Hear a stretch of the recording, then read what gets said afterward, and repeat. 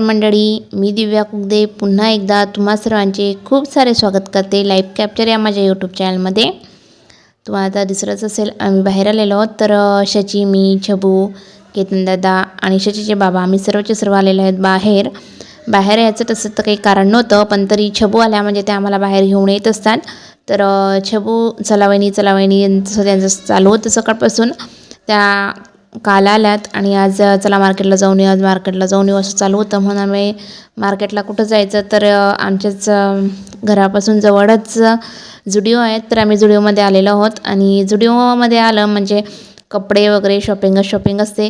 तर त्यांचं चालू होतं वहिनी कपडे घ्या, पण ऑलरेडी माझ्याकडे आता खूप कपडे आहेत, त्यामुळे मला कपडे घ्यायचे नव्हते आणि काही मला जे पसंत पडलं ते माझ्या फिटिंगमध्ये नव्हते, त्यामुळे मी कपडे घेतले नाहीत। पण शचीसाठी छबूंनी आवर्जून दरवेळेस ते घेतातच, मी कितीही त्यांना नाही म्हटलं तरी त्यांचं चालू असं नाही वहिनी 1-2 आणि ते मला न सांगता घेतात। गेले हे घेऊनही आले ड्राय आणि डायरेक्ट पैसेही दिले त्यांना, म्हटलं 2 पैकी एकच ड्रेस घ्या। आताच तिला ड्रेस घेतले, तुम्हालाही माहितीच असेल मागच्या व्हिडिओ मी शेअर केले होते की तिला संक्रांतीच्या वेळेस आम्ही 3 ड्रेस घेतले, कारण दिवाळीचे तिचे बाकीच होते, मम्मीकडून मामाकडून आले, मी तेव्हा पैसे आणले होते, कपडे घ्यायचेच बाकी होते, त्याचा एकाच वेळेस मी 3 ड्रेस घेतले।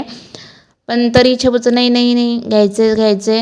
काउंटरवर गेल्यावरही मी त्यांच्यासोबत तुम्ही मी केलं, माझं ऐकत नव्हतं। शेवटी यांना सांगितलं, त्यांना समजवलं की जाऊ दे छबू यावेळेस राहू दे, पुढच्या वेळेस घेशील। पण नाही, त्यांना घ्यायचे होते, त्यांनी 2 ड्रेस तिला घेतलेच जबरदस्तीने।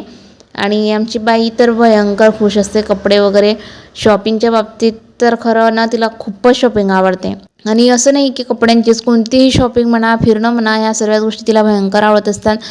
कपडेही भयंकर घेत असते तिला, असेही भयंकर कपडे आहेत तिला। आणि छबू तिला प्रत्येक वेळेसच तिच्यासाठी कपडे आणत असतात। इवन त्या पुण्याहून जेव्हा येतात तेव्हाही तिच्यासाठी कपडे आणतात। आणि इथं आल्यावरही जर तिकडून आणणं नाही झालं त्यांचं, तर इथं आल्यावर मार्केटला जातील, तिच्यासाठी कपडे घेऊन येतील।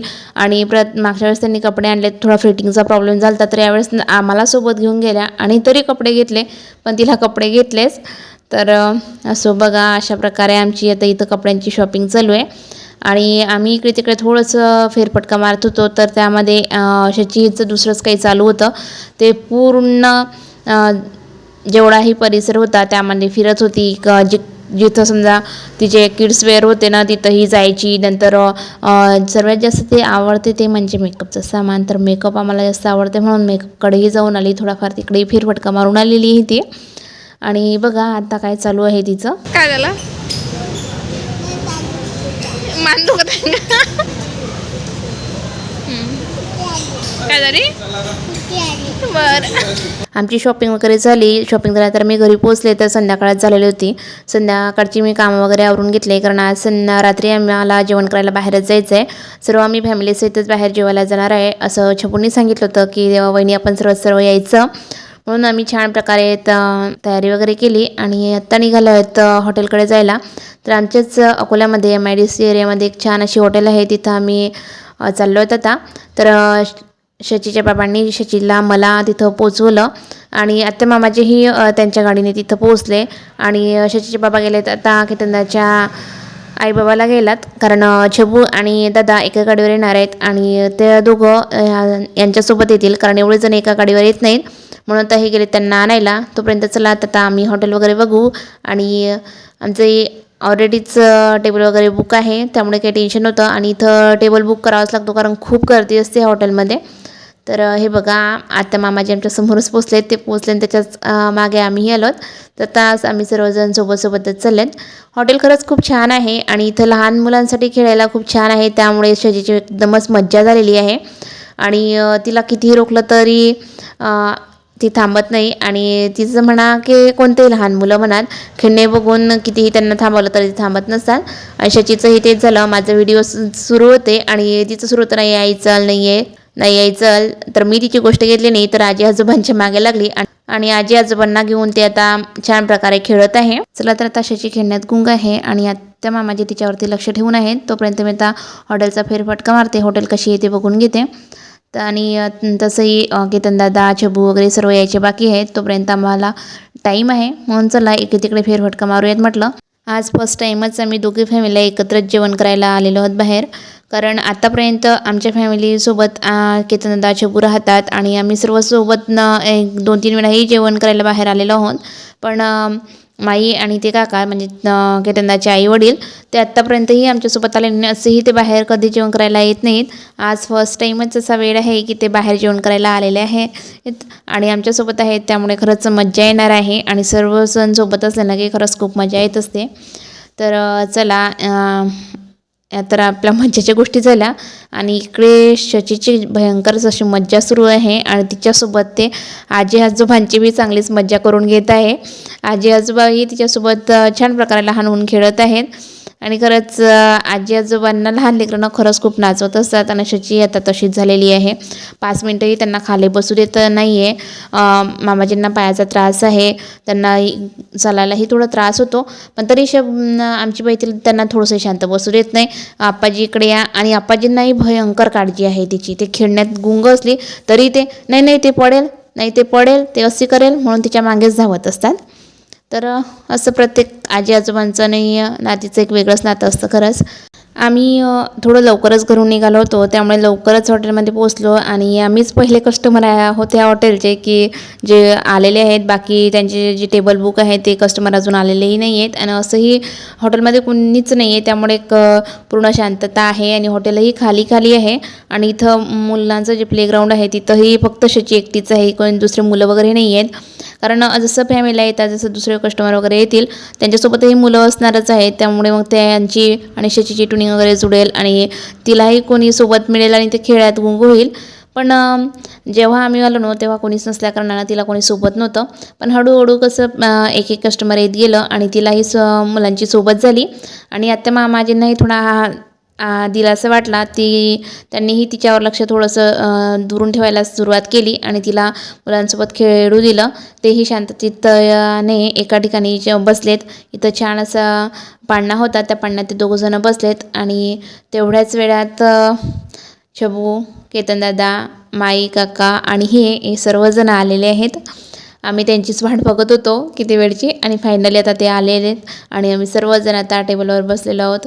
पण शची बसायला तयारच होत नव्हती. ते सारखी पळत होती तिकडून, म्हणजे प्लेग्राऊंडवरून जर तिला काढलं तर इथं छान असा फिश पॉट होता तर तिकडे जायची आणि तिकडेच सुरू व्हायचं, आई हे बघ फिश किती छान आहे, आणि सुरू मग व्हायचं गाणं मछली जल की राणी वगैरे वगैरे. खरंच मुलांना त्यांना खुशी मिळते ना ते तेच करत असतात आणि आपल्याला असं वाटतं की नाही त्यांनी समजून घ्यायला पाहिजे, त्यांनी असं करायला पाहिजे. पण शेवटी ते मुलंच आहेत, ते कसं समजून घेणार आहेत आणि कसे काय करणार आहेत, तर ते त्यांच्या हिशोबाने चालत असतात. तर असो, तर बघा तर छान प्रकारे आता आम्ही सर्वजण इथं बसलेलो आहेत आणि आता बसल्यानंतर आम्हाला कळलं की इथं यायचं कारण काय. आम्हाला असं नॉर्मल असं जेवण करायला आलेलं आहोत सर्वजण असं वगैरे तसं, पण तसं काहीच नव्हतं. इथं यायचं नेमकं कारण काही वेगळंच निघालं. इथं यायचं नेमकं कारण असं आहे की केतनदादांना जॉब लागलेले आहेत, सरकारी सर्वंटे झालेले आहेत आता आणि जॉब त्यांना मिळाली आहे रेल्वेमध्ये, लोको पायलट म्हणून ते लागलेले आहेत. त्यांची जॉब कन्फर्म वगैरे झाली त्यानंतर हे आता खूप दिवस झाले तेव्हा कुठं त्यांनी आम्हाला ही गोष्ट सांगितली आणि त्यांनी चांगला माहोल वगैरे बनवला आणि तेव्हा ही गोष्ट आता सर्वांसमोर सांगितलेली आहे. आणि या गोष्टीची आता खूप दिवस झाले ना त्यांना कळून, पण तरीही आम्हाला थोडीशी भनक त्यांनी पडू दिली नाही की मला जॉब लागली वगैरे असं वगैरे तसं काहीच आम्हाला कोणालाच माहिती नव्हतं. फक्त यामध्ये शचीचे बाबा आणि छबू या दोघं जणांना ही गोष्ट माहिती होती. सोबतच त्यांचे काही फ्रेंड वगैरे आहेत 1-2 बाहेरचे, त्यांना ही गोष्ट माहिती होती. बाकी आम्हाला कोणालाच ही गोष्ट माहिती नव्हती की दादा जॉबवर लागले वगैरे म्हणून. आणि आत्ताच त्यांचं लेटर वगैरेही त्यांना आलेलं आहे जॉईनिंगचं लेटर आल्याच्यानंतर आत्ता 2-3 दिवसांनी त्याने आम्हाला ही गोष्ट सांगितली आणि गोष्ट सांगण्यासाठीही त्यांनी छान असा माहोल बनवला. आणि छबू वगैरे इथं नसतात त्यामुळे त्यांनाही इथं बोलवून घेतलं आणि त्यांनाही सुट्टीच होती त्यामुळे त्यांना बोलवून घेतलं आणि आम्ही सर्वांना एकत्र येऊन बाहेर मस्त छान अशी जेवणाची ट्रीट दिली आणि त्यासोबत त्यांनीही त्यांची ही गोष्ट सांगितली आणि खरंच खूप आनंदाची गोष्ट आहे आणि आम्हाला सर्वांनाच खूप असा आनंद झालेला आहे. पण तरी आपल्यापेक्षा ना म्हणजे जे आईवडील असतात त्यांचे जे आईवडील होते ना त्यांच्या डोळ्यांमध्ये ना म्हणजे बघावं असं काय म्हणावं काय बोलावं असं त्यांना कळत नव्हतं आणि अक्षरशः माई न रडायला लागल्यात. त्यांना काहीच कळत नव्हतं की आता काय बोलावं, कारण त्यांचे दोघं मुलं छबूही आणि केतनदादा हे दोघं आता सरकारी जॉब करत आहेत आणि छबूंना तरी समजा 2-3 वर्ष झाले लागून, पण दादांना आत्ता लागलेत. आणि जेव्हा त्यांना ही गोष्ट कळली ना, त्यांना तोंडातून एक शब्दही फुटला नाही. त्यांनी काहीच रिॲक्ट नाही केलं. त्यांच्या डोळ्यातून फक्त अश्रू येत होते. आणि म्हणजे असं खरंच ना, काहीच म्हणजे काय म्हणावं, काय बोलावं, काय रिॲक्ट व्हावं या सिच्युएशनवर हेच त्यांना कळत नव्हतं. म्हणून त्या एकदम शांत आणि स्तब्ध होत्या. आणि हे गोष्ट ऐकल्यामुळे त्यांना जेवणही गेलं नाही.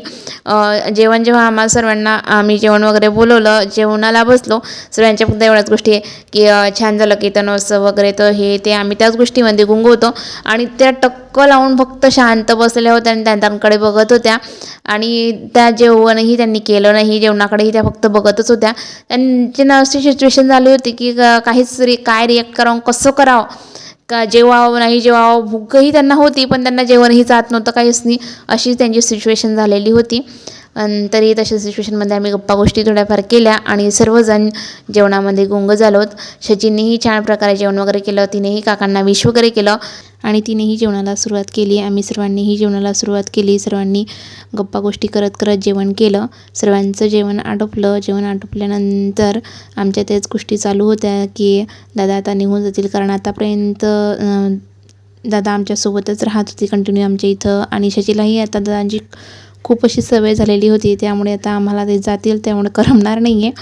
तर सर्वांच्या आमच्या त्याच गोष्टी सुरू होतील की आधी आतू म्हणजेच की छबू निघून गेल्या आणि आता दादाही चालले जातील, तर दोघंजण आम्हाला सोडून गेले वगैरे, आम्ही अशा गप्पा गोष्टी सुरू होत्या. आणि शशीला अजून काही कळत नाही, त्यामुळे तिचं जेवणामध्ये जास्त मूड चालू होतं, कारण जेवणामध्ये दही होतं आणि दही तिचं भयंकर आवडीचं आहे. तर तिचं दही वगैरे खाऊन झालं. त्यानंतर मग आम्ही सर्वजणांनी फोटो शूट वगैरे काही केले. मी काही हॉटेल वगैरे बघून घेतली, कुठं काही वगैरे दिसत आहेत का, तिथं छान छान असे प्लांट वगैरे दिसले आम्हाला, ते प्लांट बघितले. काही हॉटेलचं डेकोरेशन वगैरे आम्ही बघितलं. त्यानंतर बाहेर छान असं फोटोशूटसाठी पॉईंट होता, तिथं आम्ही आलो. तिथेही आम्ही काही फोटो वगैरे काढले.